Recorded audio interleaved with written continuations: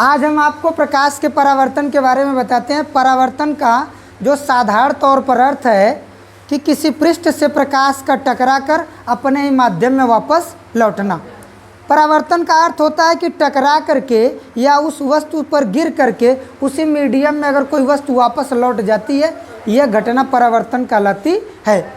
तो आज हम आपको बताएंगे प्रकाश का परावर्तन। प्रकाश का परावर्तन क्या होता है? जब प्रकाश किसी चिकने अथवा पालिशदार तल पे टकराकर अपने ही माध्यम में वापस लौट जाता है, इस घटना को प्रकाश का परावर्तन कहते हैं। तो परावर्तन के लिए कुछ खास बिंदु हैं। उन बिंदुओं को अगर हम समझेंगे तो परावर्तन के बारे में अच्छे से समझ पाएंगे। उसमें कुछ पॉइंट होते हैं, जैसे आपतित किरण, परावर्तित किरण, आपतन बिंदु, आपतन कोण, परावर्तन कोण, परावर्तक पृष्ठ और अभिलंब।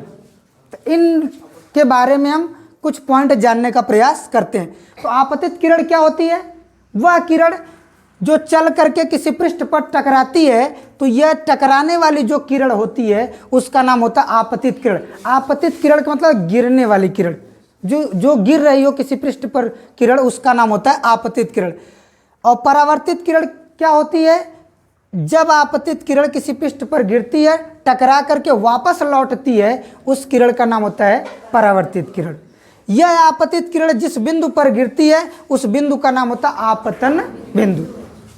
आपतन बिंदु के परावर्तक पृष्ठ से खींचा गया अभिलंब, खींचा गया जो परपेंडिकुलर कह सकते हो या जो लंब होता है उसको बोलते हैं अभिलंब। क्या कहा जाता है?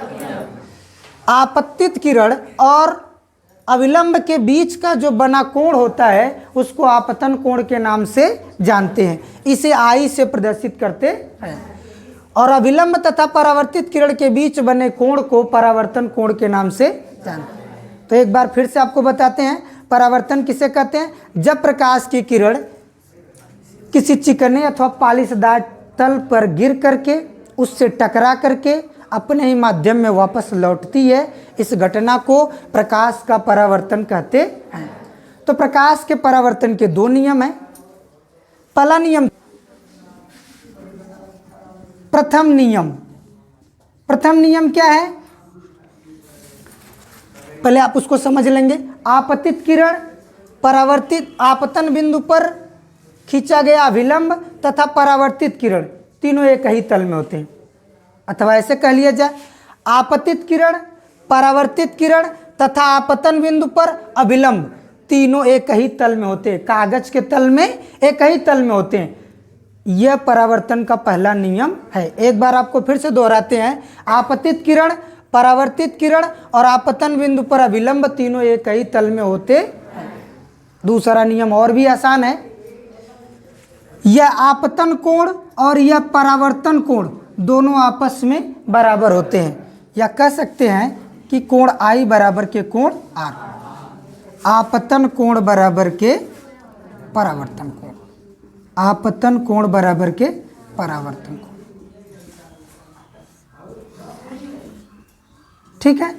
तो इस तरह से प्रकाश का परावर्तन समाप्त हुआ, जिसमें आपने पढ़ा प्रकाश का परावर्तन क्या है और प्रकाश के परावर्तन के कितने नियम हैं। तो प्रकाश के परावर्तन के दो नियमों के बारे में आपसे चर्चा की गई।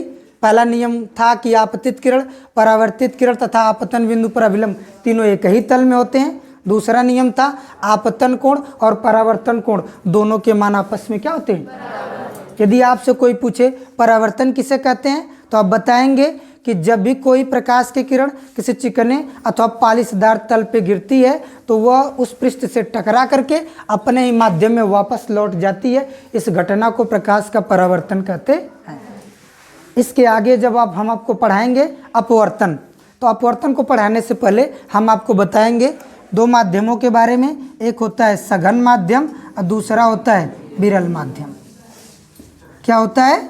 विरल माध्यम। सघन माध्यम किसे कहते हैं? ऐसा माध्यम जिसमें पदार्थ के कण पास पास हों या नज़दीक नज़दीक हों, उसको बोलते हैं सघन माध्यम। विरल माध्यम किसे कहते हैं? ऐसा कण, ऐसे पदार्थ जिसमें माध्यम के कण दूर दूर हों। जब दूर दूर होंगे तो उसको बोलेंगे विरल माध्यम। ठीक है।